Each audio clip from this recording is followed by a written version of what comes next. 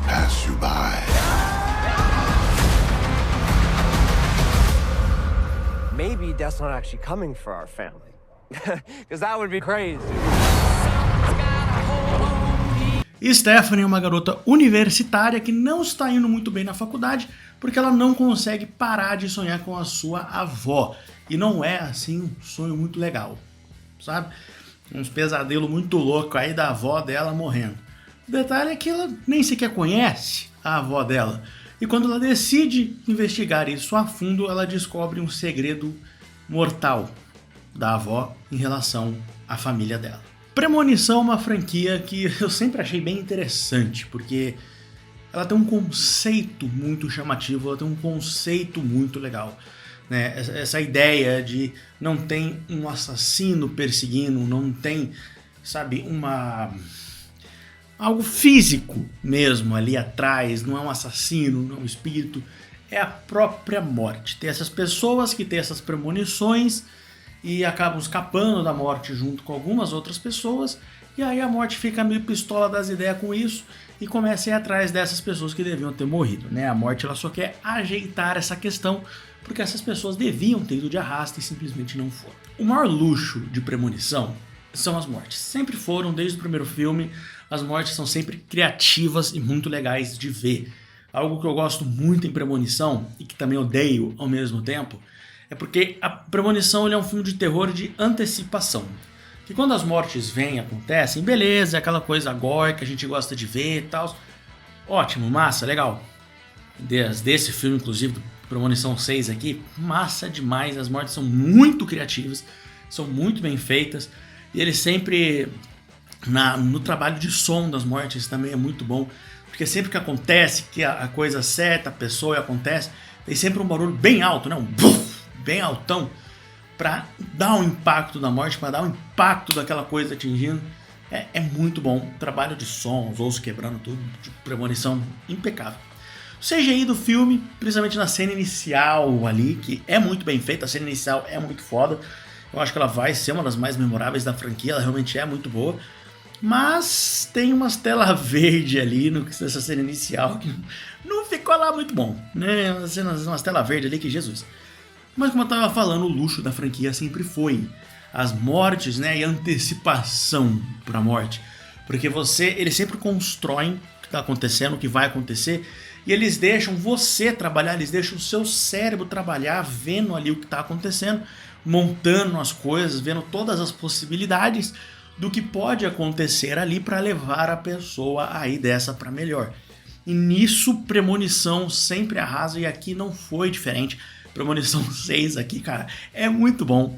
A antecipação, eu realmente ficava nervoso no cinema com a antecipação. Acho que, ok, a única cena que eu não fiquei nervoso com a antecipação foi a cena quando o pai morre lá no churrasco e tal, né, o vidro no copo e tal, porque aquilo a gente já tinha visto. Fiquei um pouco nervoso, que você espera que aconteça logo, mas porque eu não lembrava de tudo que acontecia na hora, mas no geral, como eu já sabia quem ia morrer e como ali, eu não estava tão nervoso. Mas as outras, meu amigo, tem uma no hospital que vai ligando aos pouquinhos lá a máquina de ressonância. Aliás, obrigado filme, eu já ficava nervoso quando eu tinha que fazer ressonância magnética, já ficava com medo, agora você piorou, você me deixou com mais medo ainda. Mas essa cena, cara, como ela vai construindo, apesar de ser um pouquinho realista, porque chega num ponto que a máquina da ressonância magnética ela começa a puxar, que realmente ela é uma máquina eletromagnética, ela puxa, né? Ela é um imã gigante, ela puxa as coisas de metal e tal, e é bem legal você ver, sai coisa do nariz do cara, dos ouvidos, dos mamilos, né? E só que daí começa a puxar as coisas que estão de fora da sala, né? Começa a puxar coisas que estão fora da sala, e aí fica meio, né? Não sei se isso puxaria tão forte, mas como a cena é muito boa, acho que até a melhor cena do filme, eu deixo passar, tá bom? Eu a passo pano. Agora, o que não dá pra passar pano é o conceito do filme. Por quê? Por um lado é legal. A avó teve a premonição há muitos anos, salvou uma cambada de gente, né? Porque quando saiu o trailer, a gente tinha visto que, beleza, foi a avó que salvou, que teve a premonição, evitou a morte e tal, e agora a morte tá cobrando dos filhos e dos netos. A gente achou um conceito legal. A gente falou, pô, diferente do que a gente tá acostumado a ver na franquia, legal, tá, vamos ver pra onde vai isso. Só que todo mundo ficava com a mesma questão. Como que eles vão explicar isso? Por que que a morte ficou aí uns 60 anos sem fazer nada para chegar nisso? E aí eles explicam que a avó salvou todo mundo que estava naquela torre e era uma cambada de gente naquela torre. Então, eles simplesmente, né, a morte simplesmente era tanta gente pra morte matar e, pô, leva tempo e tal, e as pessoas vão tendo filhos e ela tem mais gente, vai mais gente, vai mais gente, e a morte... E, né, como teve outros 5 filmes nesse tempo, a gente sabe que a morte também, de tempo em tempo, tinha que dar uma pausa nesse projeto gigante dela, né, dos outros filmes, né, pra matar a galera ali dos outros filmes, de outras pessoas que tinham premonição. Dá pra aceitar? Dá. Por um lado dá. Só que, não sei, cara, é muito louco, porque... Eu gosto do conceito de ter mudado, eu gosto de ter sido uma coisa diferente na franquia, mas é aquela coisa, cara, a morte, ela não se decide, mano. Porque beleza, a avó morre, né? Que a morte tava lá, a avó tava trancada numa casa e tal, não ficou anos lá, 20 anos lá, 60 anos lá, sem conseguir ficar lá sem morrer e tal, mas aí ela morre pra mostrar pra neta dela, né? Porque tá indo atrás da neta dela agora, ela já ia morrer de câncer de qualquer jeito. E aí começa a ir atrás do resto da galera, né? Dos filhos da Iris, que é a velha, e dos netos.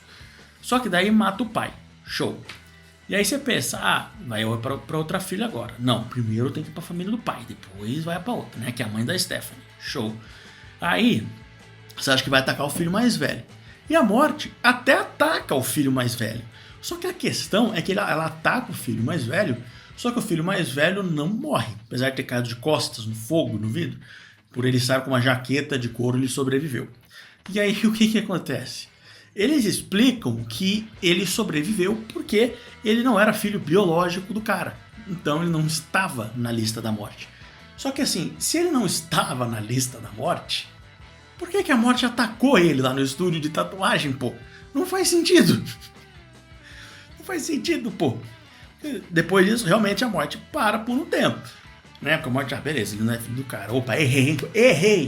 Puta merda, foi mal, hein? Errei, erro meu. Eu não sabia que você não era filho biológico dele. Erro meu, desculpa. Foi basicamente isso, tá ligado? E aí passa pro outro cara e a morte, às vezes, ela acha que ela bate um tempo. Ela fala, velho, perdi a paciência. Às vezes ela quer ser criativa e tal, legal, mas às vezes ela perde a paciência mesmo. Que chega lá no hospital, ela mata esses 2 caras juntos. Ela fala, não, dane-se, tô com tempo aqui, tá quase acabando, tô felizona, tá quase acabando, 60 anos matando essa quantidade de gente, tá quase acabando essa parada, então vamos, pelo amor de Deus. E aí ela mata os caras na ressonância magnética, ela olha pro filho não biológico, simplesmente fala, não, você tá mexendo o saco demais, você tá sendo muito empecilho aqui pra eu matar teu irmão aí, você tá sendo muito chato, então eu vou matar você também pra você parar de me encher a porra do saco. E simplesmente mata o cara também, sabe? Quando ele morreu lá na ressonância, que morre os 2 na ressonância magnética, mas primeiro morre o filho não biológico, eu até olhei pra minha namorada e falei, pô, mas a morte mudou de ideia do nada, falou, tá, dane-se, vou matar esse cara também, foda-se, né? E no final tava sendo que eu ri muito depois, porque vai a mãe, e a Stephanie, o irmão dela, e a mãe dela pra casa da avó, que era a casa mega segura. E a casa que a véia ficou uns 40 anos naquela casa sobrevivendo. E aí o que acontece? Na hora que eles vão entrar na casa, a morte faz uma maracutaia lá pra explodir a casa. E aí eu olhei pra mim, quando a casa explodiu, eu comecei a rir, porque eu olhei pra minha namorada e eu falei, amor, essa cena foi literalmente a morte falando, mas nem ferrando que vocês vão entrar nessa desgraça dessa casa de novo. Eu fiquei 40 anos tentando pegar a velha nesse inferno dessa casa. Vocês não vão entrar aí de novo. Eu ri de verdade no final do filme. Eu ri. E assim, tá aquele plot twistzinho do final, tal, tipo, acho que resolveu, mas não resolveu. Então, tipo, ele tem uma ideia diferente, que é muito legal trazer uma ideia diferente pra franquia, mas no fim é a mesma coisa de sempre, né? Não saiu daquela mesma coisa de sempre, que a gente gosta de ver um filme divertido, um ótimo filme pra ver uma sexta-noite com os amigos, é muito bom, mais um filme legal aí pra franquia. E também uma grande despedida, né? Porque eles se despedem, nos despedimos do nosso querido Tony Todd, né? Que fazia o Bloodworth lá, que sempre foi o mais icônico da franquia da Premonição, né? Rola uma homenagenzinha pra ele ali na cena de despedida dele, né? O Tony Todd morreu ano passado, infelizmente, e foi muito bom ver ele na tela uma última vez, nesse papel icônico dele. Sentiremos saudade, Tony. Você sempre foi muito querido. Vamos sentir muita saudade. E dói muito saber que se tiver um próximo Premonição, provavelmente vai acabar tendo em algum momento, a gente não vai ter você no filme.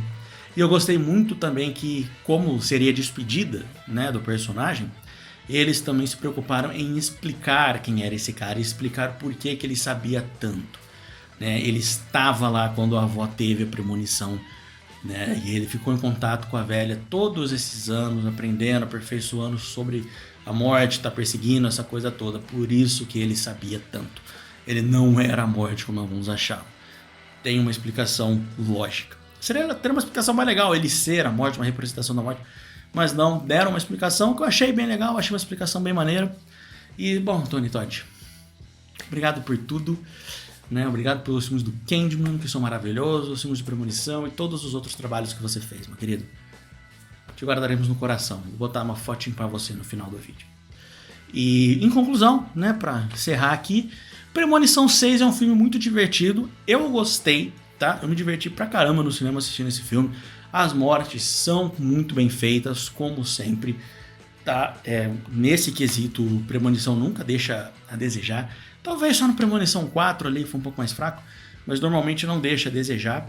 E é um filme que eu super falo que vale a ida no cinema para vocês assistirem. Vale ir no cinema conferir. Vai com o seu grupo de amigos no cinema assistir, vocês vão se divertir pra caramba, reassiste a franquia antes de ir. Que Premonição 6, com certeza, apesar de um probleminha ou outro, com certeza Pânico 6, com certeza Premonição 6, Laços de Sangue, passou de ano.